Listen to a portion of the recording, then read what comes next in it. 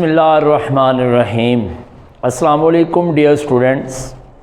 उम्मीद है कि आप सब लोग खैर वाफ़ियत से होंगे।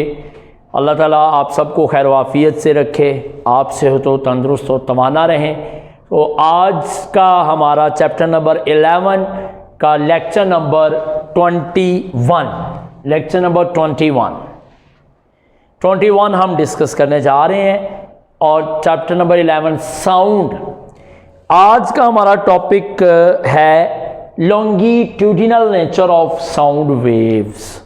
साउंड वेव्स की लॉन्गिट्यूडिनल नोयत, यानी इस चैप्टर में हमने ये डिस्कस करना है, जैसे कि हमने लास्ट टॉपिक में लास्ट लेक्चर में हमने ये बात डिस्कस की थी कि साउंड वेव्स जो होती हैं ये मैकेनिकल नेचर रखती हैं और ये साउंड वेव्स जो हैं वो विदाउट मटेरियल मीडियम एक जगह से दूसरी जगह ट्रैवल नहीं कर सकती। ये पिछले लेक्चर में हमने इसको पढ़ा था और बल्कि बेल जार एक्सपेरिमेंट के ज़रिए से इस बात को हमने प्रूव भी किया था।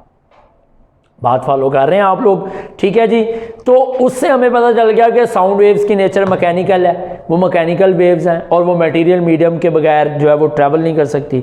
लेकिन चैप्टर नंबर 10 में फिर हमने ये भी पढ़ा था कि जो मैकेनिकल वेव्स होती हैं वो दो टाइप्स होती हैं, longitudinal waves and transverse waves. आपको याद होगा, ठीक है।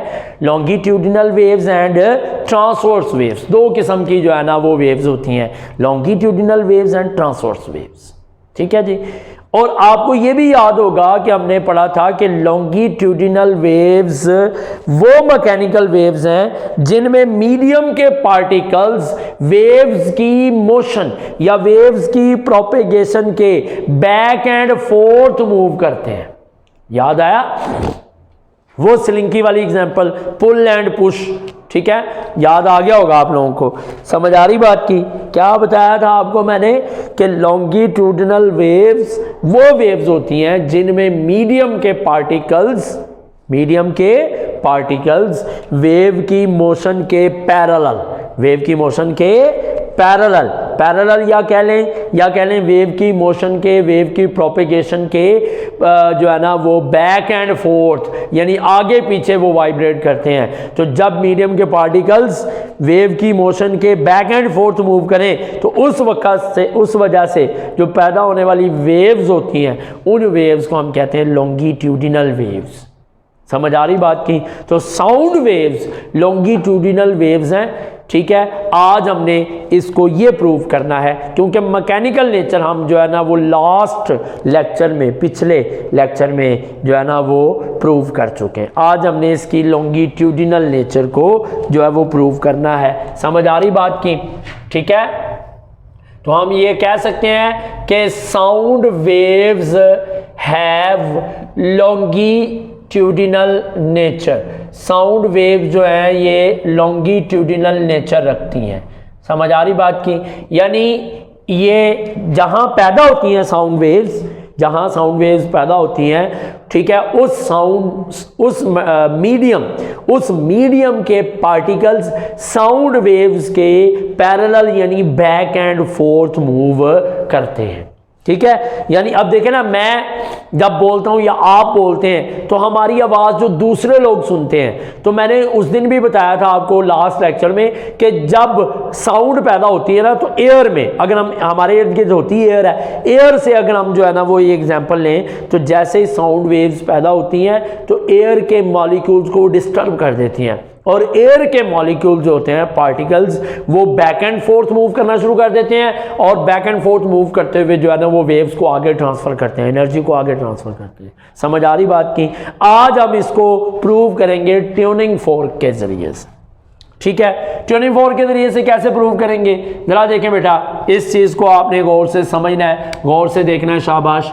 ये फर्ज करें ये ट्यूनिंग फोर्क है हमारे पास, ठीक है जी। और ये ट्यूनिंग फोर्क के आगे मैं यहाँ पर जो है ना वो कुछ लेयर्स बना रहा हूँ। ये जो मैं लाइंस लगाऊंगा ना, ये लाइंस लेयर्स हैं। किसकी लेयर्स हैं? एयर। ठीक है, एयर लेयर्स, यानी ये हवा की लेयर्स हैं, हवा की तहें हैं।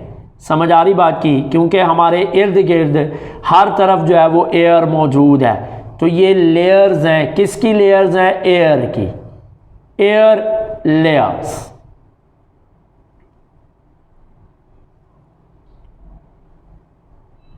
ठीक है, हो गया बेटा। ये ट्यूनिंग फोर्क है और ये हैं लेयर्स। किसकी लेयर्स हैं? एयर की। ये हवा की तहें हैं, आपको समझाने के लिए इनको शो किया जा रहा है। और ये अभी यूनिफॉर्म है। क्या है ये? यूनिफॉर्म, यूनिफॉर्म एयर, यानी अभी ये लेयर्स, ये हवा के पार्टिकल्स यूनिफॉर्म है। यूनिफॉर्म मीन इनका डिस्टेंस हर जगह से जो है ना वो आपस में क्या है? सेम है। समझ आ रही बात की? हर जगह से इनका डिस्टेंस जो है वो क्या है? सेम है। ठीक है, क्लियर है। अब ये ट्यूनिंग फोर्क अभी वाइब्रेट नहीं कर रहा। हम इसका ये प्रोंग जो है ना, ये कोई प्रोंग, कोई भी प्रोंग है, ट्यूनिंग फोर्क का ये प्रोंग है, इसको हम ओ से, ये जो इसकी मीन पोजीशन है ओ से रिप्रेजेंट कर लेते हैं। समझ आ रही बात की? ये इसकी अभी ये अपनी मीन पोजीशन ओ पर है। ठीक है, अब आपने क्या करना है, ये, हाँ एक और बात, ये जिस तरह मैंने इधर यूनिफॉर्म एयर शो किया ना उसी तरह इधर होगी, लेकिन हमें दोनों तरफ शो करने की जरूरत नहीं है। समझ आ रही है? क्योंकि जो प्रोसेस एक साइड पे हो रहा होगा ना वही प्रोसेस दूसरी साइड पे हो रहा होगा, क्योंकि दोनों प्रोंग्स इकट्ठे वाइब्रेट करते हैं। जिस तरह से ये वाइब्रेट करता है उस तरह से ये वाइब्रेट करता है। समझ आ रही बात की? तो जो प्रोसेस इधर हो रहा होगा वही प्रोसेस इधर हो रहा होगा, लिहाजा हमें इस तरफ वाली लेयर्स को शो करने की ज़रूरत नहीं है। अब हमने फ़र्ज़ किया इसको रबर हैमर से हिट कर दिया है। जैसे हम इसको रबर हैमर से हिट करेंगे इसके प्रोंग्स वाइब्रेट करेंगे बाहर की तरफ। फ़र्ज़ करें पहले इसके प्रोंग्स जो है ना वो यूं बाहर की तरफ वाइब्रेट कर रहे हैं, यूं, ऐसे, यूं बाहर की तरफ। समझ आ रही बात की? ठीक है, मैं इसको जो है ना वो यूं शो कर रहा हूं कि ये इसकी मेन पोजीशन थी पहले, ये प्रोंग की, ये ओ पॉइंट इसकी मेन पोजीशन थी। लेकिन अब ये वाइब्रेट करते हुए जब यूं बाहर निकला, फर्ज करें इसको पॉइंट बी कह देते हैं। ठीक है, ये ट्यूनिंग फोर्क अपनी मेन पोजीशन से वाइब्रेट करते हुए जैसे ये प्रोंग यूं बाहर जाएगा इस तरफ, तो जाहिर बात है जब ये इस तरफ जाएगा तो ये अपने बिल्कुल साथ वाली जो एयर की लेयर है, यहां पर जो हवा की लेयर है, ठीक है, ये उसको कंप्रेस करेगा। समझ आ रही बात की? इसने इस लेयर को कंप्रेस कर दिया। जब ये वाली लेयर कंप्रेस होगी, क्योंकि इस पर दबाव पड़ेगा ना, ट्यूनिंग फोर्क जब यूं बाहर की तरफ निकलेगा तो उसके साथ जो एयर है उस पर वो दबाव डालेगा, उसको कंप्रेस करेगा। जब ये लेयर कंप्रेस हो जाएगी तो ये वाली लेयर अपना कंप्रेशन आगे वाली लेयर को देगी, यानी ये उसको कंप्रेस करेगी। लिहाजा ये वाली लेयर जो है वो भी कंप्रेस हो गई। ठीक है, अब ये वाली लेयर उससे आगे वाली को कंप्रेस कर देगी, ये वाली लेयर उससे आगे वाली को कंप्रेस कर देगी। इस तरह ये कंप्रेशन जो है ना, यानी ये दबाव जो पैदा हुआ है ये आगे की तरफ ट्रांसफर होना शुरू हो जाएगा। समझ आ रही बात की? ये कंप्रेशन आगे की तरफ जा रहा है और ये वाली लेयर्स अभी अपनी नॉर्मल पोजीशन में है, ये अभी तक कंप्रेस नहीं हुई है। ये वाली जो लेयर्स आगे शो कर रहा हूँ ना, ये अपनी नॉर्मल पोजीशन में है, ये अभी तक कंप्रेस नहीं हुई क्योंकि अभी कंप्रेशन आ रहा है। ठीक है जी, ये कंप्रेशन है, ये कंप्रेशन है सी। ठीक है, बल्कि ना इसको सी लिखने की बजाय मैं लिख देता हूँ ये कंप्रेशन है, ताकि आपको समझ आए कि ये कंप्रेशन पैदा हो रहा है, दबाव। इसको उर्दू में हम कहते हैं दबाव, ये दबाव पैदा हो रहा है। लेकिन ये अभी यूनिफॉर्म है, ये नॉर्मल कंडीशन में है। समझ आ रही बात की? क्लियर है? कोई मसला इसमें, कोई प्रॉब्लम इसमें? ठीक है जी। अब जाहिर बात है जो प्रोंग्स यूं बाहर निकले हैं ट्यूनिंग फोर्क के, अपनी नॉर्मल पोजीशन यूं बाहर निकले, क्या उन्होंने बाहर ही रहना? नहीं, वो तो वाइब्रेट कर रहे हैं। वाइब्रेट करने का मतलब है अगर वो यूं बाहर निकले हैं तो अब उन्होंने वापस भी आना है, और जब वापस आएंगे तो इनर्शिया उनको उनकी मेन पोजीशन पर रुकने नहीं देगा, बल्कि फिर वो यूं अंदर की तरफ भी मूव करेंगे ऐसे। समझ आ रही बात की? ठीक है, और वो यूं अंदर की तरफ आएंगे, यूं मैं आपको दिखाने लगा हूं, यहां पे जरा गौर कीजिएगा।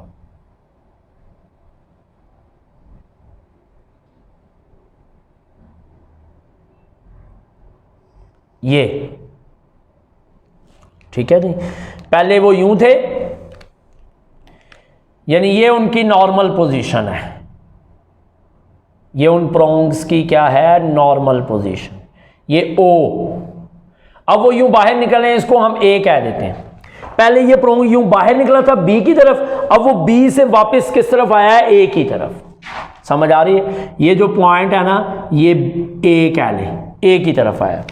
जब वो बाहर निकला था तो बाहर निकल के उसने एयर को कंप्रेस किया था। ये देखिए, एयर को क्या किया था, कंप्रेस। जब इस लेयर को कंप्रेस किया तो इसके मॉलिक्यूल जो है उसने वो जो दबाव है उस लेयर ने आगे वाली लेयर को ट्रांसफर कर दिया, उसने आगे वाली को ट्रांसफर कर दिया। इस तरह से वो कंप्रेशन जो है वो आगे ट्रांसफर होता गया और वो लेयर्स जो है वो आगे दबती जा रही हैं, कंप्रेस होती जा रही हैं। समझ आ रही बात की?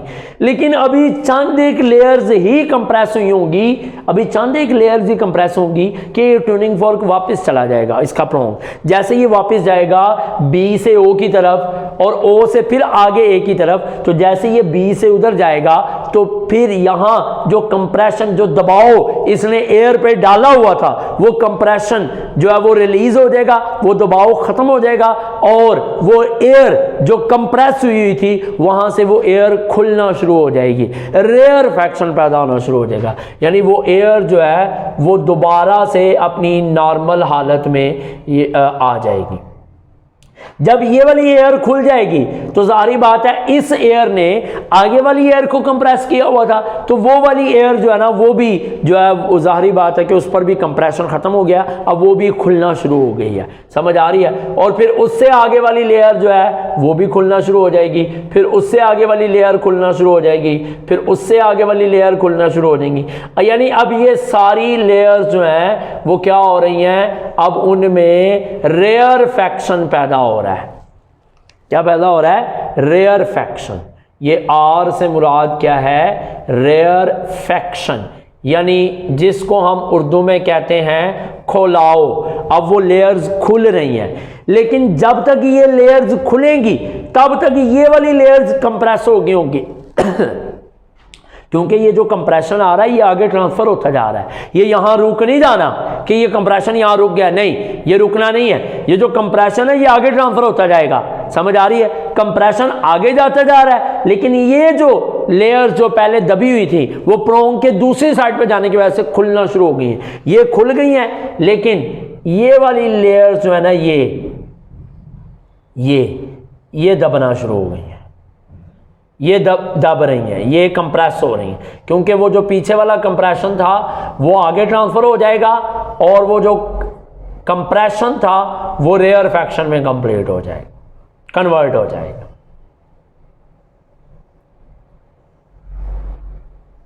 ये आगे फिर यूनिफॉर्म है।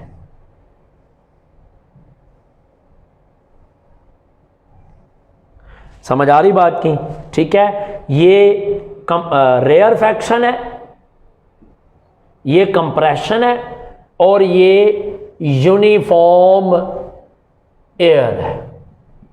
ठीक है, पहले शुरू में बिल्कुल यूनिफॉर्म थी, प्रोंग इधर आया बाहर की तरफ, बी पॉइंट की तरफ, उसने एयर को कंप्रेस करना शुरू कर दिया। एक लेयर ने दूसरी को, दूसरी ने तीसरी को कंप्रेस किया, कंप्रेशन आगे ट्रांसफर हो रहा है। समझ आ रही है? ये कंप्रेशन है और ये यूनिफॉर्म एयर है, ये अभी तक यूनिफॉर्म है, यूनिफॉर्म एयर, ये एयर अभी तक यूनिफॉर्म है। समझ आ रही बात की? उसके बाद जैसे ही प्रोंग वापस गया बी से ए की तरफ, तो वो यहां पर जो कंप्रेशन था वो रिलैक्स हो गई। अब वो एयर्स रिलैक्स होती जा रही हैं, उनमें रेयर फ्रैक्शन पैदा हो रहा है। लेकिन जैसे जैसे ये रेयर फ्रैक्शन पैदा होता है तो ये वाली लेयर्स आगे कंप्रेस होती जाएंगी, ये कंप्रेस हो रही हैं, इनमें रेयर फ्रैक्शन, और ये अभी भी लेयर्स अभी यूनिफॉर्म में है क्योंकि अभी कंप्रेशन आगे जा रहा है। समझ आ रही है? और अभी चंद एक लेयर जो है वो कंप्रेस हुई होंगी, रेयर फैक्ट हुई होंगी, रिलैक्स हुई होंगी कि ये प्रोंग फिर से वापस बी की तरफ आ जाएगा। और जब ये प्रोंग फिर से वापस जो है वो बी की तरफ फिर वापस आएगा तो क्या होगा? बी की तरफ वापस आने पर ये फिर उसको कंप्रेस कर देगा। ठीक है। तो वो लेयर्स जो रेयरफेक्ट हो रही थी, खुल रही थी, रिलैक्स हो रही थी, वो फिर से कंप्रेस होना शुरू हो रही। बात फॉलो कर रहे हैं? कंप्रेशन जब उधर गया, रेयरफेक्शन, फिर प्रोंग इधर आएगा, फिर कंप्रेशन, फिर ये लेयर दबना शुरू हो जाएंगी। जैसे ये लेयर दबना होगी तब तक ये कंप्रेशन यहां आ चुका होगा और ये वाला रेयरफेक्शन यहां आ चुका होगा और यहां फिर से क्या पैदा हो चुका होगा? कंप्रेशन। वहां फिर से कंप्रेशन पैदा हो चुका होगा। क्लियर है? कोई मसला इसमें, कोई प्रॉब्लम? ठीक हो गया? तो यहां तक आपको बात क्लियर हो गई है। रेयरफेक्शन, कंप्रेशन, आगे यूनिफॉर्म है। जैसे ये प्रोंग वापस आएगा, फिर यहां कंप्रेशन, यहां रेयरफेक्शन, यहां कंप्रेशन। समझ आ रही बात की? और जब ये प्रोंग कंटिन्यूअसली टू एंड फ्रू यानी बैक एंड फोर्थ वाइब्रेट करता रहेगा तो एयर के पार्टिकल्स जो हैं वो उसकी वजह से कंप्रेस रिलैक्स होते रहेंगे। और फिर क्या सिचुएशन आएगी? वो सिचुएशन जरा यूं बन जाएगी। आपको मैं यहां एक अलग डायग्राम में इसको समझाने की कोशिश करता हूं। तो बेटा जरा इसको तवज्जो से यहां आपने देखना है कि ये ट्यूनिंग फोर्क है, ठीक है, और ये जो है वो पॉइंट ए है और ये पॉइंट बी है, यानी ये मीन पोजीशन ओ है, ठीक है जी, और ये बी पॉइंट है, ये ए पॉइंट है। तो जब ये मुसलसल वाइब्रेट करता रहेगा तो लेयर्स को कभी कंप्रेस करेगा, कभी रिलैक्स करेगा। तो फिर जो है ना वो इस तरह की सिचुएशन पैदा होगी कि एयर की कुछ लेयर्स जो है वो कंप्रेस्ड होंगी,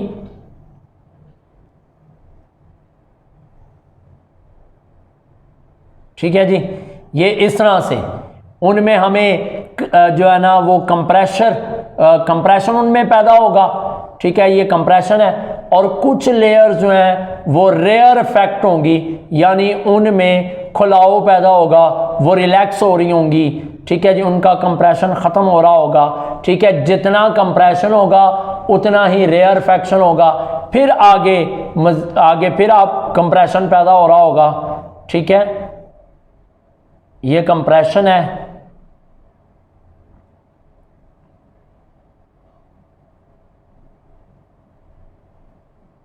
फिर आगे रेयरफेक्शन होगा,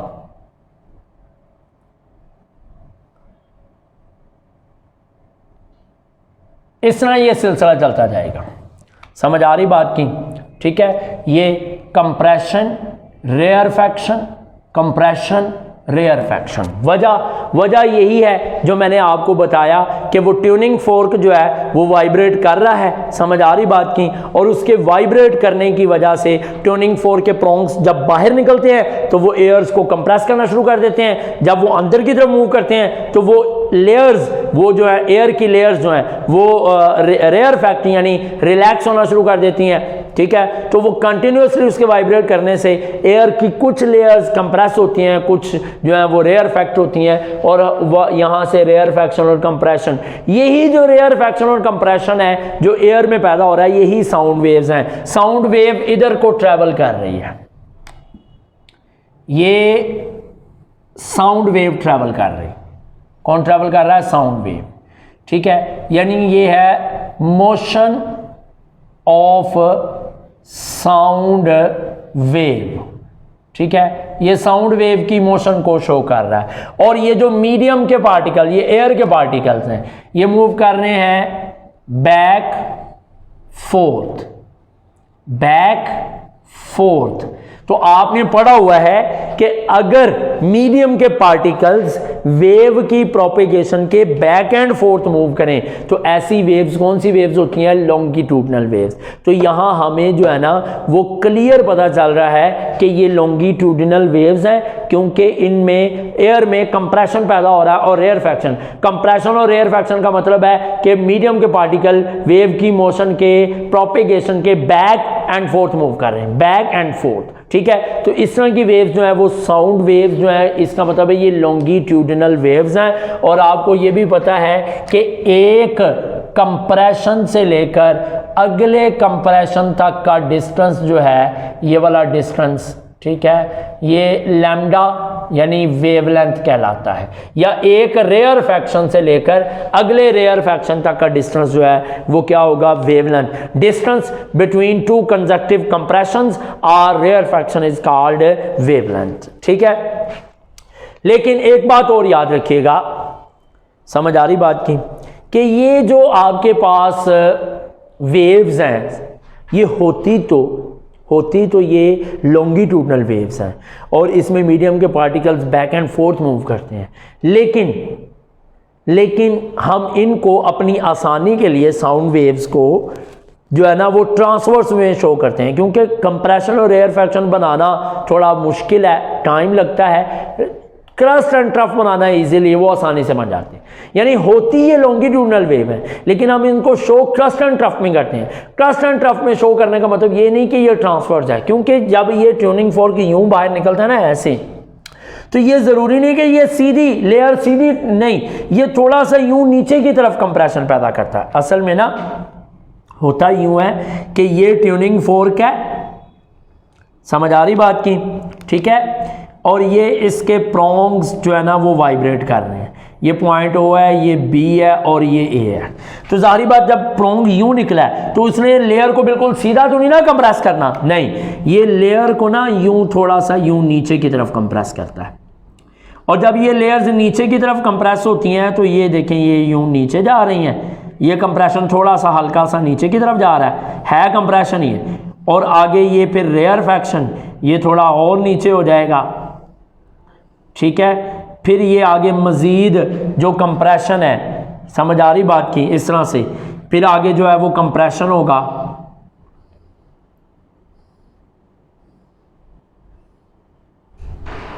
ठीक है जी, ये कंप्रेशन है, फिर उसके बाद आगे रेयर फैक्शन होगा, ये रेयर फैक्शन है, देखें ये यूं सिलसिला जा रहा है ऐसे, समझ आ रही बात की।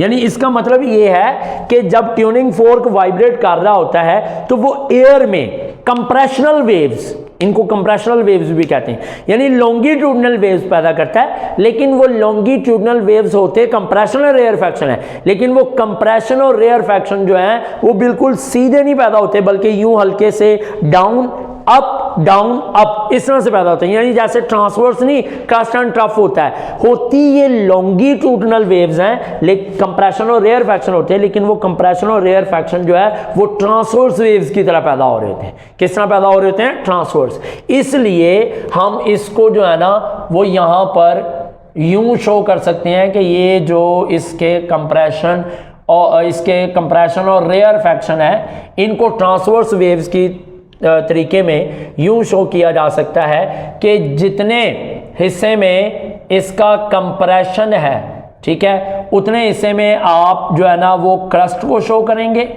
ठीक है, और जितने हिस्से में इसका रेयर फैक्शन है उतने हिस्से में आप ट्रफ को शो करेंगे। ठीक है जी, ये क्रस्ट, ये ट्रफ।